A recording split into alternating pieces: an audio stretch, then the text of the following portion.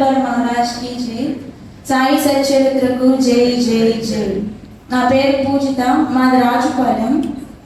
సాయి దయ వల్లే ఈరోజు మేము ఇక్కడ ఉన్నాము। సాయి దయ వల్లే నాకు శ్రీ సాయి సచరిత్ర మహాగ్రంథం వచ్చింది। ఈ గ్రంథం వచ్చినందుకు నాకు చాలా ఆనందంగా ఉంది। దీనివల్ల సాయి కృప నాపై ఉందని మరోసారి అర్థమైంది। నాకు ఏది మంచో ఏది చెడు అన్ని సాయికి తెలుసు। అందుకే మంచి అత్తమామల్ని, మంచి భర్తని, అమ్మా నాన్న లాంటి లక్ష్మి ఆంటీని శేషాద్రి అంకుల్ని ఇచ్చాడు।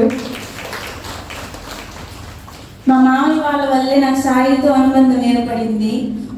వాళ్ళ వల్లే నాకు సాయికి సేవ చేసుకునే అదృష్టం కలిగింది। మా మామయ్య అంటుంటాడు, ఏం జరిగినా సాయిని, సాయి పాదాలని వదలమని। నాకు ఏది మంచో ఏది చెడు అన్ని సాయికి తెలుసు। నాకు ఏది ఎప్పుడు ఎలా ఇవ్వాలో కూడా సాయికి తెలుసు। ఆయన ఏది ఎప్పుడు ఇచ్చినా స్వీకరించడానికి నేను సిద్ధంగా ఉన్నాను।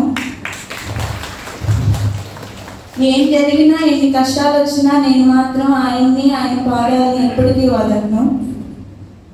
నాకు ఇంతటి అవకాశాన్ని ఇచ్చిన మధుసాయి గారికి ధన్యవాదాలు। సాయినాథ్ మహారాజ్ కి జై। సాయినాథ్ మహారాజ్ కు జై। సాయి దర్బార్ మహారాజ్ కు జై। సచ్చరిత్రకు జై। మధుసాయి గారికి నా నమస్కారములు। శేషాద్రి సార్ గారికి, లక్ష్మీ గారికి నమస్కారములు। ఇప్పుడు భక్తులందరికీ నా కృతజ్ఞతలు। అదే ఈ సాయి చరిత్ర అదే అక్క గారు ఫోన్ చేశారు, మన పుస్తకు వచ్చింది ఈరోజు, చిన్న బాబు లక్కీరాలో స్లిప్ తీశారు, పుస్తకం వెళ్ళింది। నాకైతే అసలు అంత ఆనందం కాదు। నాకు అక్క చెప్తుంటేనే వాళ్ళు పలకరించేసింది, జాతర ఇచ్చేసినాను। అవునా అక్క, అవునా, మాకన్నా కూడా అక్క ఎక్కువ ఆనందం। వెంటనే మా వాళ్ళ అమ్మగారులో ఉన్నారు, ఫోన్ చేసి మాకు చాలా చాలా సంతోషం। ఈ అవకాశాన్ని ఇచ్చినందుకు సాయి చరిత్రకు జై। సాయి దర్బార్ అద్దాల మండలం వ్యవస్థాపకుడు మధుసాయి గారికి, మా కటారేమ లక్ష్మీ సాయి గారికి, శేషాద్రి గారికి మా కృతజ్ఞతలు। ఇక్కడ వచ్చిన సాయి బంధువులందరికీ నా అభినందనలు। సాయి పోయిన వారమే సాయి మా కోడలు గారు బాబా మీద అడిగారు సాయి, అది లక్ష్మీ గారు చూశారు, ఏమ్మా అడిగావు, ఇలా ఎందుకు బాగున్నావు, అలా ఉండవు అంటే, ఏందో సాయి నాకు బాధగా ఉంది అని బాధపడింది సాయి। ఆమె ఇద్దరు ఏడ్చుకున్నారు సాయి। ఒక్క వారం కూడా కాలేదు సాయి, ఇంతలోకే బాబా మా మీద ఇంత ప్రేమ కురిపించి మాకు ఇలా చేయడం చాలా ఆశ్చర్యకరంగా ఉంది। అది మా అనుభూతికే చాలా విచిత్రంగా ఉంది సాయి। సాయిబాబా అంటే ఇంత గొప్ప ఇదా అంటే నా జీవితంలోనే నాకు చాలా జరిగాయి సాయి। నేను 10th క్లాస్ ఫెయిల్ సాయి, నేను ఎలా బతకాలో తెలియకుండా దారిలో తిరుగుతూ ఉండేవాడిని। ఆ సమయంలో బాబా నాకు గుర్తుకొచ్చాడు, బాబా నమ్ముకుంటే మనం ఏదైనా సాధించవచ్చు అని ఒక ప్రేమ కలిగి నేను బాబా దండం పెట్టుకుని 10th క్లాస్ ఫెయిల్ అయిన నేను పాస్ అయ్యాను సాయి, దండం పెట్టుకుని రాస్తే। అదేవిధంగా నాకు భార్య ఇచ్చే వాళ్ళు కూడా ఇతను తెలియ పనికిరాడని చెప్పి నాకు ఈలేదు సాయి। ఇప్పుడైతే నేను 10th పాస్ అయ్యానో నాకు బాబా దయ వల్ల నాకు మంచి భార్యని ఇచ్చాడు సాయి। ఆ తర్వాత నాకు ఒక పాప బాబు పుట్టారు సాయి। మాకు చాలా చిన్న ఫ్యామిలీ సాయి, చాలా ఇబ్బందులు పడుతూ బతికాము।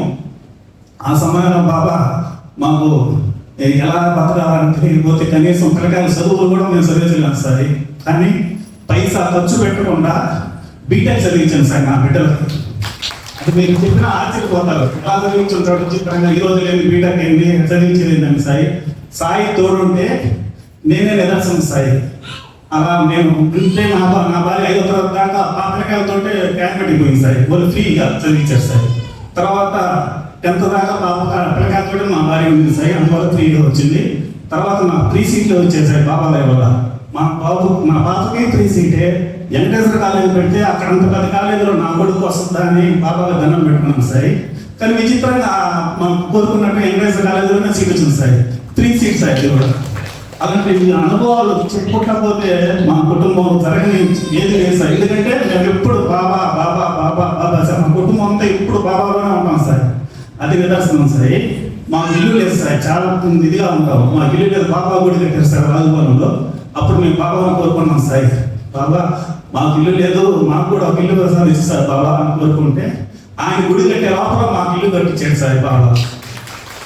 అలా మాకు అలా చెప్పుకుంటా పోతే నా కూతురు పెళ్లి విషయంలో బాబా గుడి కాడికి వచ్చి వాళ్ళు సంబంధం అడిగితే సుబ్బారావు గారి కుటుంబం మా పాప చాలా మంచిదని చెప్తే నా వాళ్ళ అత్తమ్మలు ఆ పాపను పెళ్లి చేస్తున్నారు సార్. అలాంటి విషయాల్లో కూడా బాబా తోడుండి మాకు దగ్గర నడిపించి మళ్ళా మా పాప పిల్లలు పుడితే పాప పుట్టింది సార్ ఫస్ట్.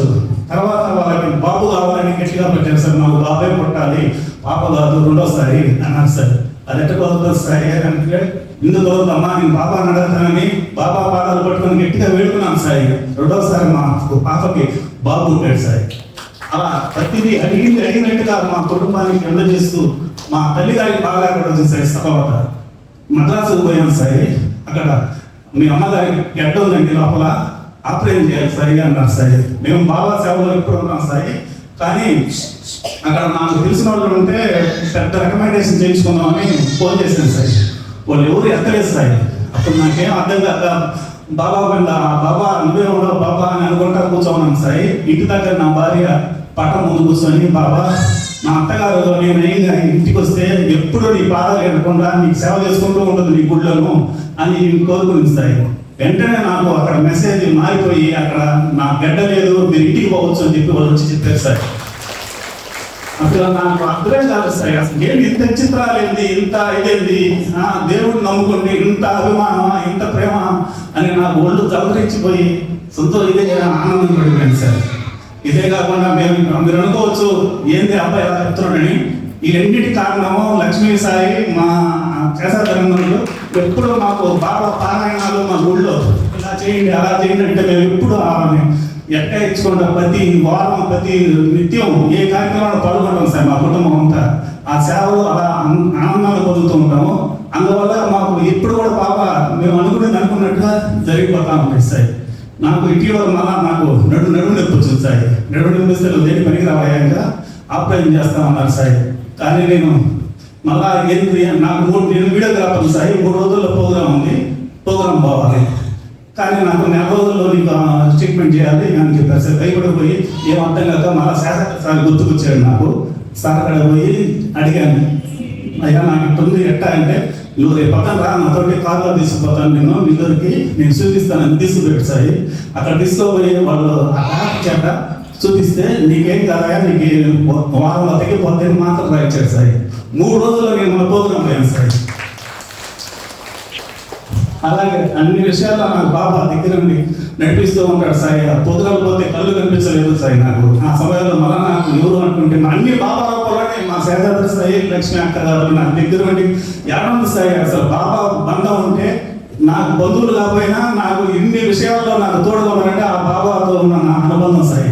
లేకపోతే నా కన్ను ఆపరేషన్ చేయాలంటే దగ్గరుండి నాకు ఎవరు తెలియదంటే నేను ఉన్నాను అని చెప్పేసి వాళ్ళ ఫ్యామిలీ ఇద్దరు వచ్చి నన్ను కారులో తీసుకుపోయి చేయించి మళ్ళీ తీసుకొచ్చి ఇంటికాడ వదిలిపెట్టి నాకు అన్నీ చెప్పారు సార్.